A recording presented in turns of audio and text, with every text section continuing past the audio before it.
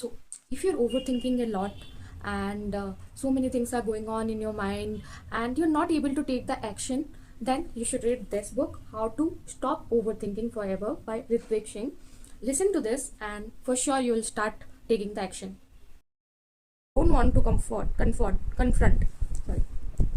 Ritvik Singh. Okay, I'll just open one page. So this is the 10th one, stagnancy or self-love.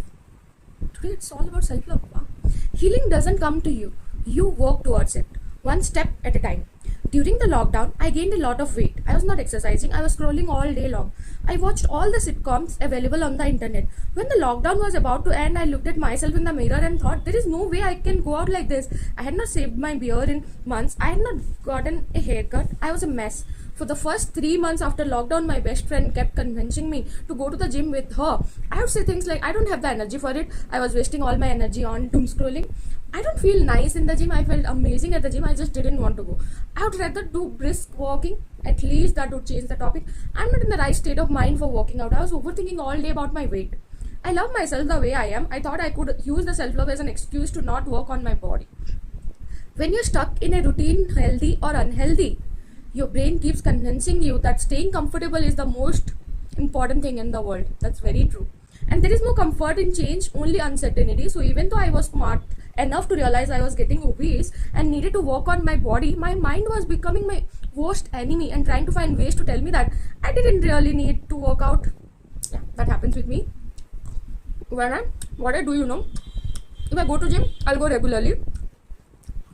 If there is a break and I don't go for some days, then telling yourself, let's go to the gym, and mind accepting that, and you're waking up the next day and going to the gym, it's a very big thing. Like setting up the mind for it, saying to mind, let's go. I can relate to this one.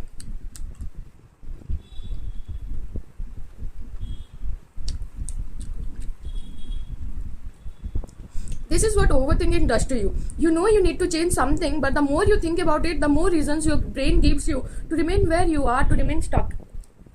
During the lockdown, I had inadvertently trained my body to refrain from any physical activity. Hence, my mind was convinced that this was the most comfortable way of being, and that's what I should chase.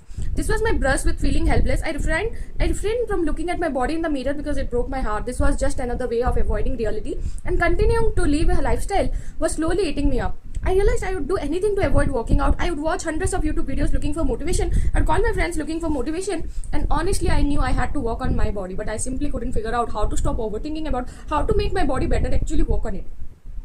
Until one day the lift in my apartment stopped working. I had to climb 3 flights of stairs. My heartbeat didn't get back to normal for the next 2 hours. I thought I was having a heart attack. I lay in my bed without telling anybody what was happening inside me because I didn't want them to say, I told you so. I knew things that were getting worse. Later that day, I simply got up and went to the gym. I didn't think about anything, best decision ever.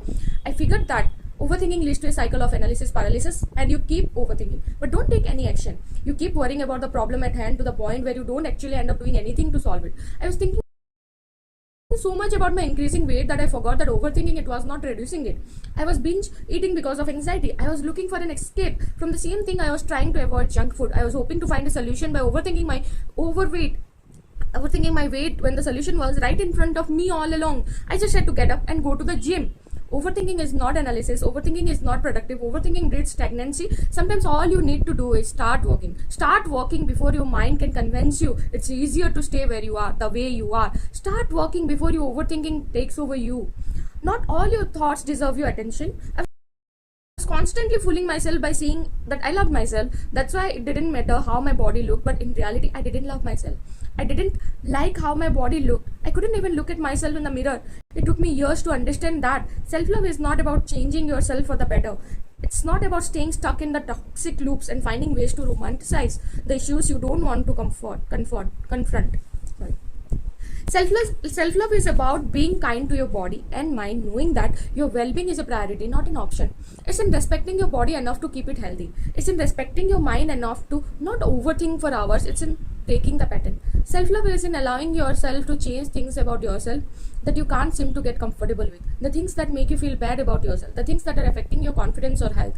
Do everything that makes you feel more secure If you're not okay with your skin, make skincare a priority. And while everyone cannot afford expensive skincare, there are plenty of really effective home remedies available online. If you're not okay with your body, make working out an essential part of your routine. If you can't afford to go to the gym, choose running or playing a sport. If you're not okay with your hair, experiment with different hairstyles. If you think you're not eloquent enough, join online courses or watch YouTube videos, learn new words, practice the language. If you feel you are not good at any sport and really want to try, join an academy or go out, find clubs. Just because you are uncomfortable about a specific attribute about yourself doesn't mean you don't love yourself. You are allowed to become the person you have always dreamt of becoming and take the necessary steps for the same without feeling guilty about it. Only a person who loves themselves cares enough to work on themselves.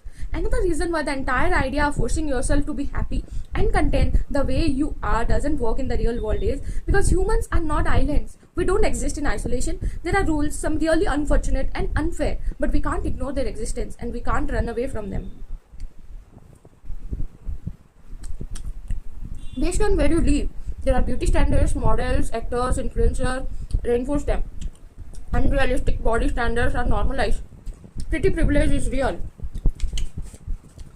The key is not to give in to all the unrealistic beauty standards. It is to ensure you are being the best version of yourself and that you feel secure every day. People keep talking about inner beauty, but the sad truth is that all dating apps requires your photographs. Being someone's crush requires a certain physical appearance, and as much as we don't want these things to get to us, they do impact us in more ways than one. Conventionally, attractive people receive more attention opportunities than others. They do get treated better. It's easier for them to make friends and get into relationships. It's unfair, but it's true.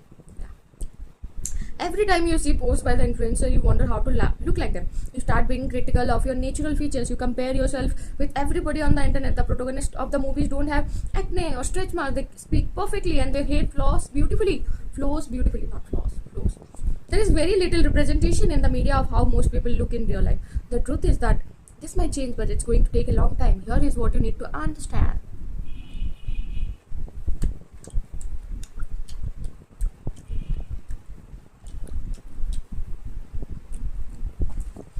Chasing beauty standards is useless because they keep changing. People who are considered pretty in one culture may not be considered attractive in another. True, you need to work on your body to ensure you stay fit and healthy. You don't necessarily need to have six-pack abs or chiseled jawline to be healthy. Respecting your body doesn't mean blindly following beauty standards. You must work to become the best version of yourself. The understanding that you respect yourself enough to embark on a journey of self-improvement, unlike most people out there, will ensure you feel confident in every role. The world will keep finding ways to make you feel bad about yourself as long as your physical mental health are well tended to. You don't need to pay heed to the opinions around you. Just because you want to change something about your appearance doesn't mean you don't love yourself. Only a self-loving person wants to feel better about themselves while being kind to all versions of themselves. Great line.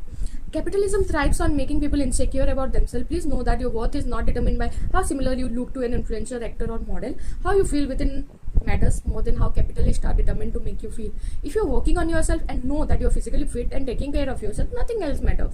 In conclusion, it's hard not to tie your self-worth to your appearance in a world obsessed with beauty. It's harder not to lose yourself in the process.